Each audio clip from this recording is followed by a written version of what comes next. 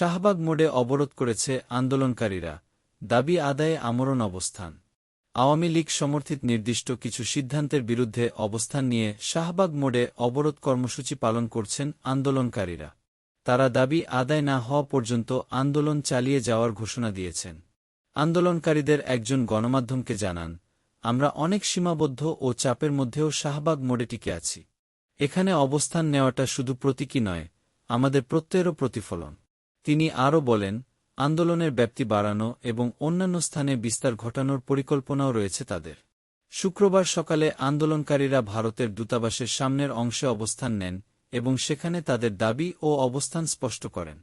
বিকেল ৫টা ১৫ তারা পুনরায় উপস্থিত হয়ে জানান, যতদিন পর্যন্ত আওয়ামী লীগ ধ্বংসের পথ থেকে সরে না আসবে, ততদিন পর্যন্ত এই আন্দোলন চলবে। এখন পরবর্তী দিন সকাল ১০টা বাজলেও আন্দোলনকারীরা এখনও স্লোগান ও ব্যানারসহ মঞ্চে অবস্থান করছেন।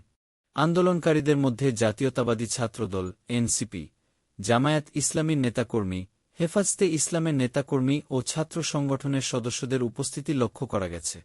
এছাড়াও জুলাই-আগস্ট মাসে যে সকল গ্রুপ আন্দোলনে সক্রিয় ছিল, তাদের মধ্যে অনেকে এবারও উপস্থিত হয়েছেন। বিভিন্ন অঞ্চল থেকে মানুষ ব্যানার প্ল্যাকার্ড নিয়ে এই আন্দোলনে যোগ দিয়েছেন। শাহবাগ মোড় ঘিরে আইনশৃঙ্খলা বাহিনীর তীব্র উপস্থিতি লক্ষ্য করা গেছে। এলাকা জুড়ে মোতায়েন রয়েছে পুলিশ, র্যাব ও অন্যান্য বাহিনীর সদস্যরা যাতে কোনো অপ্রীতিকর ঘটনা না ঘটে। Desk report, civic lens BD.